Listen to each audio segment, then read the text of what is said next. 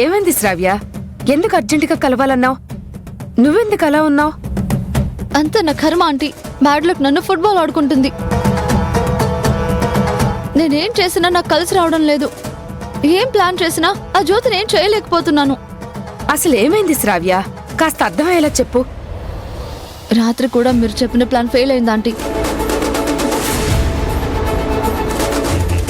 అదేలా శ్రావ్య? ఈసారి సక్సెస్ అవుతుందని నువ్వు కూడా చాలా కాన్ఫిడెంట్ గా చెప్పావుగా.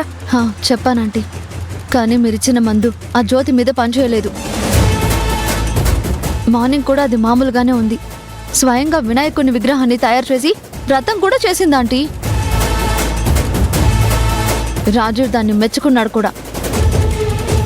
ఆ దేవుడి దీవెనలు కూడా దానికే ఉన్నాయాంటీ. ఆ జ్యోతికి టైం ఫేవర్ గా ఉంది, అందుకే ప్లాన్స్ అన్నీ ఫెయిల్ అవుతున్నాయి. అంటే ఏంటాంటీ? దాన్ని అసలేం చేయలేమా? వదిలేద్దామా? అలా ఎలా వదిలేస్తాం శ్రావ్య? నేనుండగా నిన్నెలా ఓడిపోనిస్తాను? రాజుని నీకెలా దూరం కానిస్తాను? కాకపోతే నువ్వే కాస్త ఓర్పుతో ఉండాలి. ఓర్పే నీకు ఆయుధం కావాలి.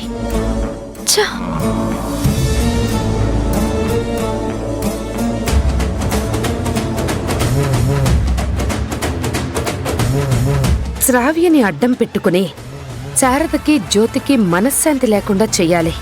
నా చెల్లెలకి జరిగిన అన్యాయానికి ప్రతీకారం తీర్చుకోవాలి. శ్రావ్య, నా దగ్గర ఒక ఐడియా ఉంది. నేను చెప్పినట్టు చేస్తావా? చెప్పండి ఆంటీ, చేస్తాను. మాట అన్నంత తేలిక కాదా పనిచేయడం? ఎంత కష్టమైనా నా రాజువి నాకు దక్కడం కోసం చేస్తానంటీ. నేను చెప్పినట్టు చేస్తే గనక రాజీవ్కి నువ్వు శాశ్వతంగా భార్యగా ఉండిపోతావు. జ్యోతి ఎప్పటికీ రాజీవ్కి దూరంగా ఉంటుంది. ఏం చేయాలో చెప్పండి ఆంటీ, చేసేస్తాను.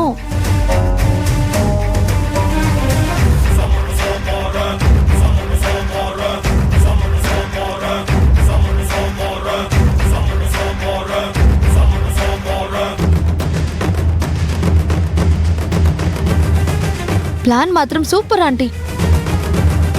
మీరు చెప్పినట్టే చేస్తాను. ఆలస్యం చేయకుండా నువ్వు ప్లాన్ అమలు చేయి. తప్పకుండా ఆంటీ.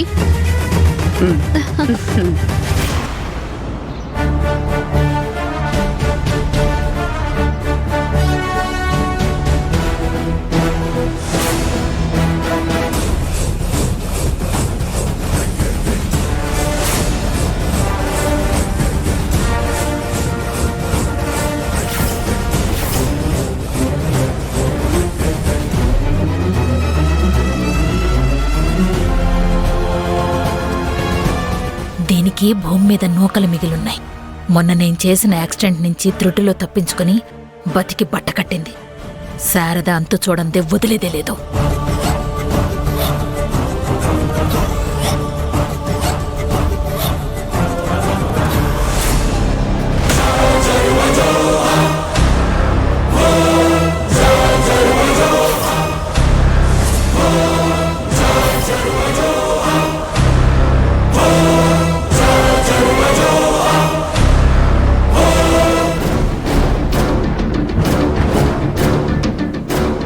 నీ ప్రాణాలు గట్టివే శారదా. అంత తొందరగా నీకు చావు వచ్చేలా లేదు. మొన్నేదో పెద్ద యాక్సిడెంట్ నుంచి కొద్దిలో తప్పించుకున్నావని తెలిసింది. నిజమేనా?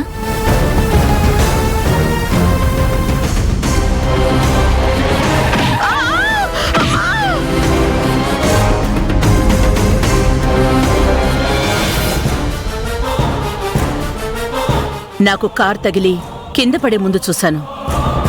అది ఈ కార్లాగే ఉంది.